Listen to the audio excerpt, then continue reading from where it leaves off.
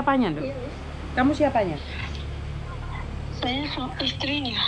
Dulu kan kami sama-sama di Taiwan. Kami menikah di Taiwan. Oke. Tapi saya pulang duluan karena ketangkep waktu itu. Waduh, dia berarti nggak resmi, Dok? Iya. Dia visa turis. Kesananya visa turis.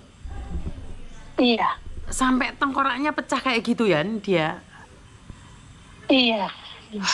Kecelakaan kerjanya kapan, Dok? Kecelakaan kerjanya kapan? Seminggunya mau lebaran itu. Tanggal berapa ya? Berarti dia ilegal ya? Oke. Boleh nggak timnya Miss Yunim besok dia ke ICU atau seperti apa melihat keadaannya? Kalau dulu kemarin itu terakhir kabarnya itu di Rumah Sakit Rongchong Taichung di ICU. Tapi sekarang kami nggak tahu keberadaannya itu di mana. Data-datanya ada nggak? Data-datanya ada nggak, sayang? Paspornya dia atau apapun? Paspornya itu ada sama dia. Tapi kami di sini cuma punya ini aja, kakak. Punya kakak saja? Iya. Kalau paspornya itu sama dia. Oke, terus sudah minta tolong siapa saja kamu? Kemarin itu minta yang biasa mungkin orang Indonesia itu ada biaya. Pertamanya ya Miss, dia minta biaya 300 katanya buat operasi kepalanya. Nah, kami belum ada uang segitu, tapi kepalanya udah dioperasi. Terus ada lagi katanya hidungnya mau dioperasi, minta 250. Terus kami nggak ada dana segitu. Terus dengar lagi katanya hidungnya nggak jadi dioperasi, katanya kayak gitu. Nah sekarang ini katanya mau keluar dari ICU itu Jumat. Harusnya Jumat. Kemarin ya Jumat ya, ini kan Minggu. Kemarin itu Jumat keluar dari ICU katanya ya, ini mah katanya orang itu.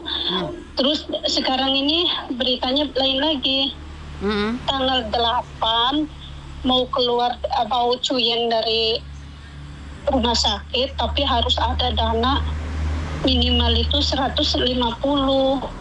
Nah 150 itu nanti bukan bayar semuanya, itu baru bayar separuh. Nanti orangnya ini dikeluarin kerja lagi buat nerusin biaya di rumah sakit, katanya kayak gitu.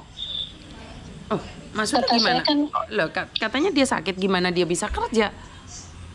Iya, katanya nanti kalau dia cuyan itu dia bisa buat ngelunasin biaya rumah sakitnya, dia harus kerja lagi, katanya kayak gitu. Lah posisinya kayak gitu gimana dia kerja? Mereka, ya gak tahu, makanya saya mau nanya, apa emang bener sistemnya kayak gitu apa gimana, kami juga nggak ngerti. Terus kami ditekan suruh ngeluarin biaya segitu, suruh transfer ke Taiwan. Kami nggak ada dana segitu, Miss. Makanya saya boleh nggak yang saya minta untuk KDI untuk turun gitu loh, untuk mencari informasi kebenarannya itu seperti apa dan bagaimana gitu loh. Paham nggak maksud saya? Iya, pengen saya juga kalau misalkan ada yang bantu, pengen kayak gitu itu. Terus jangan katanya terus dana, terus yang diomongin di sini itu, yang diperkarain kita itu dananya terus itu. Kabarin lagi gimana kabarnya orangnya, harus ada ruang segini, tanya lagi ibunya ditekan biaya segitu. Akhirnya kan di Indo nggak bisa ngeluarin segitu, gimana gitu.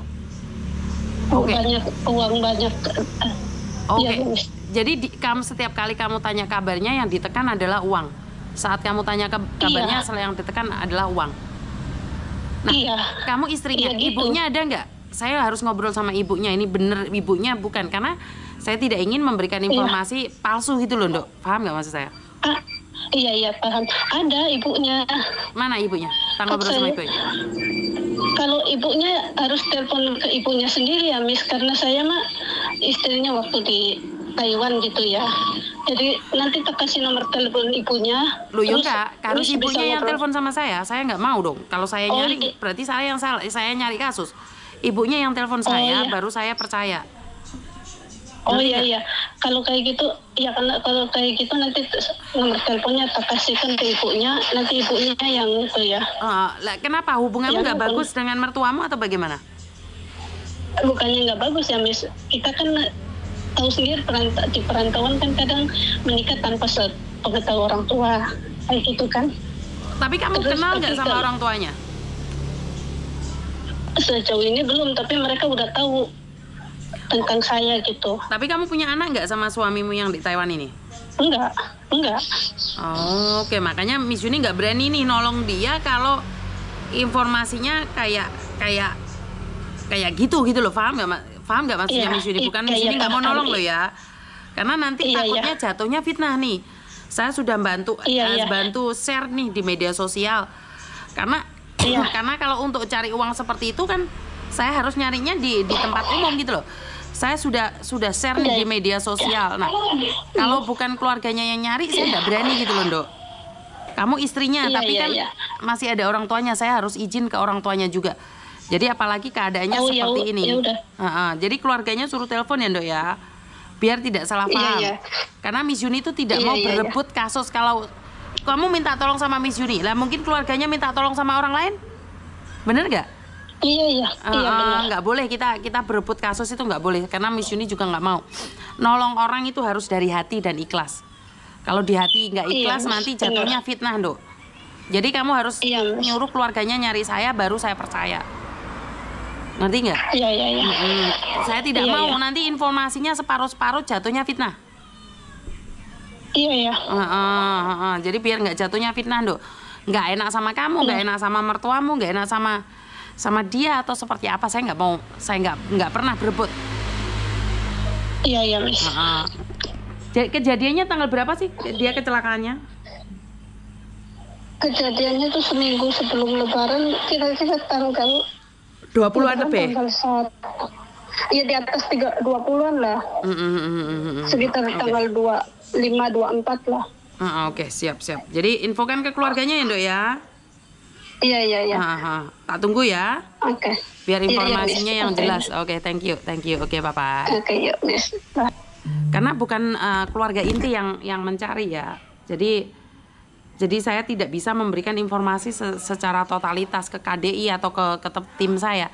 Jadi kalau saya sendiri aja tidak jelas tujuannya seperti apa dan bagaimana, saya itu tidak akan memberikan ke tim saya. Ingat teman-teman, saya tidak pernah berebut kasus dengan orang lain. Kalau udah ada yang nanganin, saya mundur. Tapi kalau kasus saya diserengkal-serengkal, ya kadang-kadang gregetan wis melaku, DNA serengkal, tapi saya nggak masalah. Ambil aja kasus banyak kok.